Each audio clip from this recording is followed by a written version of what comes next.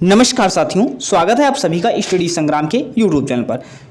हिंदी का important session होगा, चाहे वह यूपी टेट, सुपर टेट, शिक्षक भर्ती, उत्तर प्रदेश पुलिस, यूपीएसआई किसी भी एग्जाम को टारगेट कर रहे हैं तो आपके एग्जाम के लिए महत्वपूर्ण सेशन होगा। क्लास नंबर 5 होगी जो रोजाना रात 8 बजे होती है, जुड़ना ना भूलें। तो पहला एक क्वेश्चन आपकी स्क्रीन पर होगा। अब देखिएगा, इसमें बताना है हिंदी भाषा को राजभाषा कब घोषित किया गया। 14 सितंबर 1949 को, 26 जनवरी 1950 को, 15 अगस्त 1947 को या 11 सितंबर 1955 को। हिंदी भाषा की बात करते हैं, सर हिंदी क्या है, राजभाषा है या राष्ट्रभाषा है? तो अगर हिंदी की बात करते हैं तो हिंदी आपकी क्या हो जाती है, सर राजभाषा हो जाती है। अब राजभाषा कब घोषित किया गया था, तो 14 सितंबर 1949 को किया गया था। अब यहाँ से पूछा जाए सर हिंदी दिवस कब मनाया जाता है, तो आपका 14 सितंबर को ही क्या मनाया जाता है, सर हिंदी दिवस आपका मनाया जाता है। नेक्स्ट क्वेश्चन देखिएगा, आपकी स्क्रीन पर है, बताइएगा भाषा की सार्थक व लघुत्तम इकाई कौन सी है? ध्वनि होगा या शब्द होगा या वाक्य होगा या संयुक्त वाक्य होगा? तो भाषा की सार्थक व लघुत्तम इकाई पूछा गया है, सर क्या होगा? अब देखिएगा, इसमें काफी अच्छा प्रश्न है कि ध्वनि होगा सर वर्ड होगा, तो ध्वनि आपका यहाँ पर सही होगा। और कभी कभी ध्वनि ना देकर के वर्ड दे देता है, तब कहाँ पर वर्ड वहाँ पर सही हो जाता है, लेकिन यहाँ पर क्या होगा, ध्वनि आपका सही हो जाएगा। नेक्स्ट क्वेश्चन देखिएगा आपकी स्क्रीन पर, संविधान के किस अनुच्छेद में हिंदी को राजभाषा माना गया है? अनुच्छेद 343, अनुच्छेद 352, अनुच्छेद 356 या अनुच्छेद 370? तो बात करते हैं सर हिंदी को राजभाषा माना गया है, किसमें माना गया है, सर अनुच्छेद 343 के तहत माना गया है। अगर बात मानते हैं सर जो अनुसूची होती है, किस अनुसूची में भाषा की बात की गई है, तो अनुसूची 8 में संविधान की बात की गई है, संविधान की 8वीं अनुसूची में भाषा की बात की गई है और हिंदी को राजभाषा माना गया अनुच्छेद 343 के तहत। नेक्स्ट क्वेश्चन देखिएगा आपकी स्क्रीन पर है, देवनागरी किस भाषा की लिपि नहीं है? देवनागरी पूछा जा रहा है, किस भाषा की लिपि नहीं है? हिंदी की, नेपाली की, मराठी की या उर्दू की? तो आपकी बात करते हैं सर देवनागरी जो है आपकी हिंदी की भी लिपि होती है, नेपाली की भी लिपि क्या पूछा जाए तो देवनागरी होती है, मराठी की भी लिपि क्या होती है, देवनागरी होती है, जबकि उर्दू की लिपि क्या होगी, देवनागरी आपकी नहीं होगी। नेक्स्ट क्वेश्चन देखिएगा आपकी स्क्रीन पर है, चैनल पर है, सब्सक्राइब कर लीजिएगा, कंटिन्यू आपको क्लास मिलती है। तुलसीदास की रचना रामचरितमानस किस बोली की साहित्यिक रचना है? अब रामचरितमानस पूछा जा रहा है, सर रामचरितमानस किसकी है, सर तुलसीदास की है। सर तुलसीदास की है, किस भाषा में लिखी गई? ब्रज भाषा में, अवधी भाषा में, मैथिली भाषा में या मगही भाषा में? तो किस भाषा में लिखी गई, सर अवधी भाषा में लिखी गई आपकी रामचरितमानस। नेक्स्ट क्वेश्चन देखिएगा आपकी स्क्रीन पर है, वर्णमाला किसे कहेंगे? शब्द समूह को कहेंगे, वर्डों के संकलन को कहेंगे, शब्द गणना को कहेंगे या वर्डों के व्यवस्थित समूह को कहेंगे? तो वर्डों के व्यवस्थित समूह को क्या कहते हैं, सर वर्णमाला कहते हैं। ये पिछली क्लास में भी हमने प्रश्न को लिया था। नेक्स्ट क्वेश्चन देखिएगा, सर फिर से रिवाइज कर लेते हैं। हिंदी में वर्णों की संख्या 52 होती है। सर अगर बात करते हैं स्वर कितने होते हैं, सर 11 होते हैं। स्पर्श व्यंजन या वर्गीय व्यंजन पूछा जाए, सर 25 होते हैं। अंतस्थ व्यंजन की संख्या कितनी होती है, सर 4 होते हैं, यार अलावा होते हैं। उस व्यंजन सर कितने होते हैं, 4 होते हैं, सा सा हा होता है। आगत व्यंजन कितने होते हैं, सर जा और फा होता है। संयुक्त व्यंजन की अगर बात करते हैं, छात्रा ज्ञा शा होता है। उत्क्षिप्त व्यंजन क्या होते हैं, सर ढ़ा ड़ा होते हैं। तो ये आपके पूरे 52 वर्ड होते हैं। पूछा जाए मूलतः वर्डों की संख्या कितनी होती है, 52 होती है। इसका स्क्रीनशॉट ले लीजिएगा। नेक्स्ट क्वेश्चन देखिएगा आपकी स्क्रीन पर है, सर हिंदी में वर्णमाला में कुल स्वरों की संख्या कितनी होती? स्वर क्या होते हैं, सर स्वतंत्र होते हैं। सर कुल स्वरों की संख्या कितनी होगी, 11 होती है। ऑप्शन नंबर बी आपका बिल्कुल करेक्ट हो जाता है। नेक्स्ट क्वेश्चन देखिएगा आपकी स्क्रीन पर है, सर अनुस्वार किसका कार्य करता है? विसर्ग का, चंद्रबिंदु का, पंचम अक्षर का या स्वर का? तो देखिएगा काफी अच्छा प्रश्न हो जाएगा। सर पंचम अक्षर का कार्य आपका करता है। जैसे मान लीजिए आप लिखते हो, क्या लिखते हो, ऐसे हम आपको बता रहे हैं सर कैसे। जैसे आप मान लीजिए हम आपसे कहते हैं हिंदी लिखो, तो आप हिंदी ऐसे भी लिखते हो और आप हिंदी कैसे लिखोगे,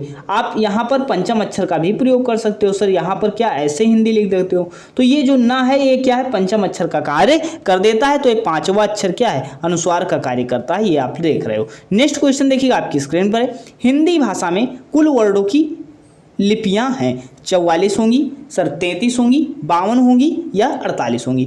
तो मूलतः वर्डों की संख्या पूछा जाए या कुल वर्डों की संख्या पूछा जाए तो कितना होगा सर 52 हो जाएगा। ऑप्शन नंबर सी आपका बिल्कुल करेक्ट हो जाता है। नेक्स्ट क्वेश्चन देखिएगा आपकी स्क्रीन पर है, यार अलावा व्यंजनों को क्या कहेंगे। सर यार अलावा व्यंजनों को क्या कहते हैं, अभी हमने बताया था। अंतस्थ व्यंजनों की संख्या कितनी होती है सर 4 होती है। अब जब अंतस्थ व्यंजनों की संख्या 4 होती है तो यहाँ पर देखिएगा सर स्पर्श व्यंजन क्या थे, का वर्ग से लेकर के पा वर्ग तक था 25 थे।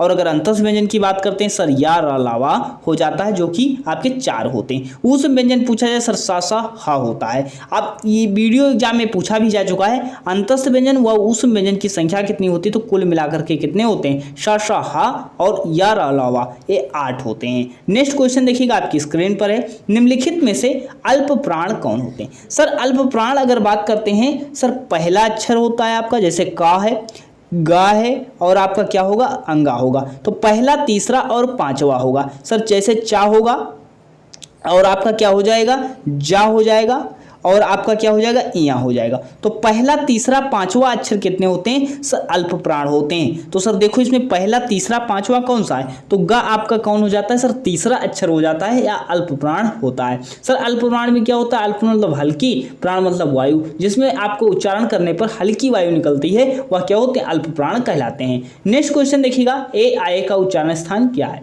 सर ए आए का उच्चारण स्थान नासिक होगा, मूर्धन्य होगा, ओष्ठ होगा, कंठ तालव्य होगा। अगर बात करते हैं सर आधन ई, तो आधन ई क्या बनता है सर, आधन ई की बात करते हैं सर ये बनता है, आधन ई ए बनता है। सर आधन ए क्या बनता है, सर आधन ए आपका बनेगा आए बनता है। सर अगर हम बात करते हैं सर आ का उच्चारण स्थान क्या होता है, सर आ का उच्चारण स्थान कंठ होता है, ई का क्या होता है तालु होता है। सर इसका क्या हो जाएगा, कंठ तालु हो जाता है। सर आधन ए क्या होता है, आए होता है, इसका भी क्या होगा, कंठ तालव्य होगा। तो ए आए का उच्चारण स्थान क्या हो जाएगा, कंठ तालव्य। ऑप्शन नंबर डी आपका बिल्कुल करेक्ट हो जाता है। नेक्स्ट क्वेश्चन देखिए आपकी स्क्रीन पर है, हिंदी भाषा में स कैसी ध्वनि है। सर अब सा पूछा जा रहा है, सर आपका ये सा कौन है, सलजम वाला सा आपसे पूछा जा रहा है, सपेरा वाला सा पूछा जा रहा है, तो ये कौन हो जाएगा सर, इसका उच्चारण स्थान आपका तालु से हो जाता है।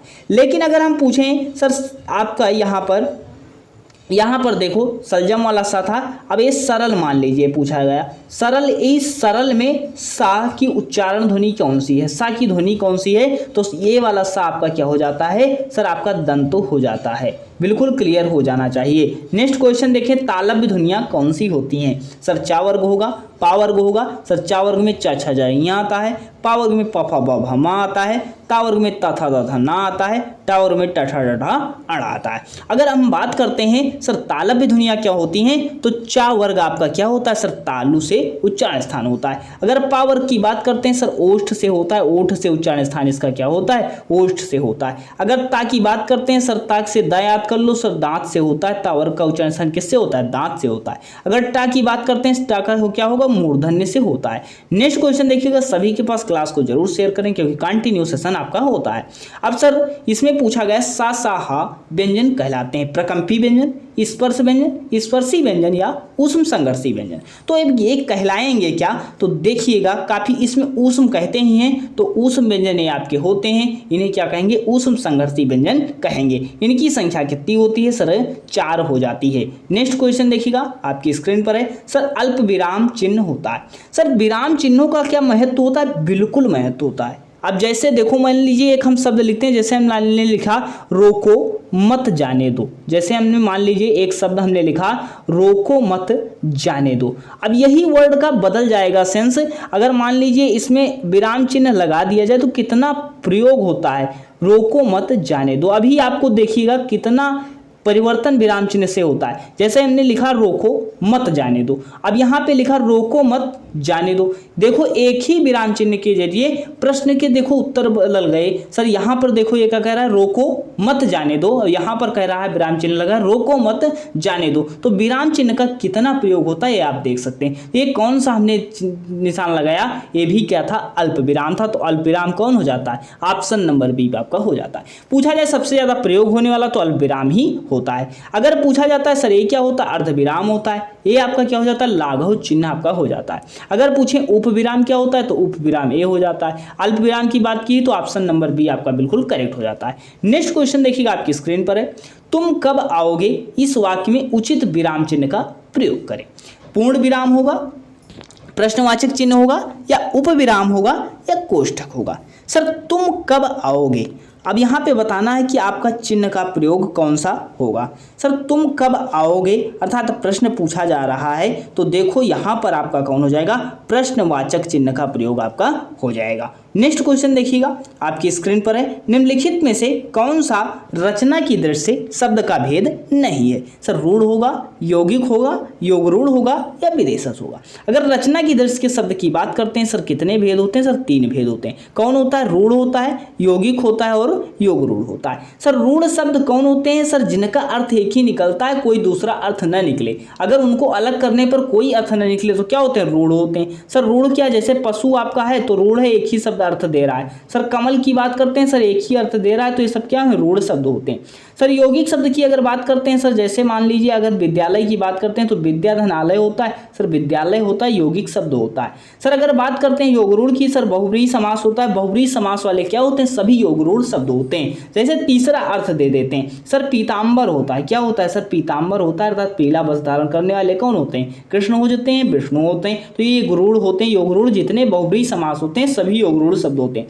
लेकिन रचना की दृष्टि से शब्द का भेद नहीं है, तो कौन सा भेद नहीं है, आपका विदेशज भेद नहीं होगा। नेक्स्ट क्वेश्चन देखिएगा, रूढ़ शब्द कौन सा है। देखो काफी अच्छा प्रश्न है, सर रूढ़ शब्द कौन सा है, पंकज होगा, विद्यालय होगा, जलज होगा, या कमल होगा। अगर बात करते हैं सर पंकज की, तो पंकज का अर्थ तीसरा अर्थ दे रहा है, कमल होता है, सर ये क्या होता है, सर योगरूढ़ शब्द आपका हो जाता है। सर अगर बात करते हैं सर विद्यालय की, तो विद्यालय क्या होता है, सर यौगिक शब्द आपका हो जाता है।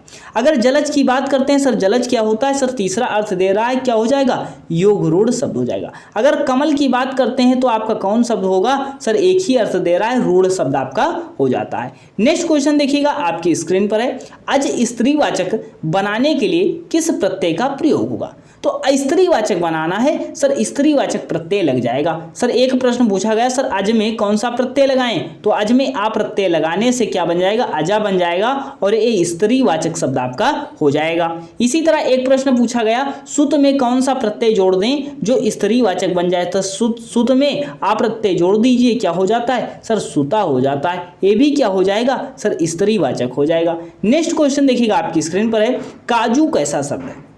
काजू शब्द आपको बताना है, सर कैसा शब्द आपका हो जाएगा। ये आपको कमेंट सेक्शन में आपको उत्तर देना है कि काजू कैसा शब्द है। ये कुछ इंपॉर्टेंट सेशन था, काफ़ी अच्छा है, और ये आपको बड़ी क्लासें मिले लेंगी बड़ी जल्द, आपको शेयर करना है और उन सभी के पास शेयर कीजिए जो लोग प्रिपरेशन कर रहे हैं। चैनल नए थे सब्सक्राइब कर लीजिएगा इस तरह क्लास पाने के लिए। अभी तक यहीं तक, मिलते हैं नेक्स्ट वीडियो में, धन्यवाद।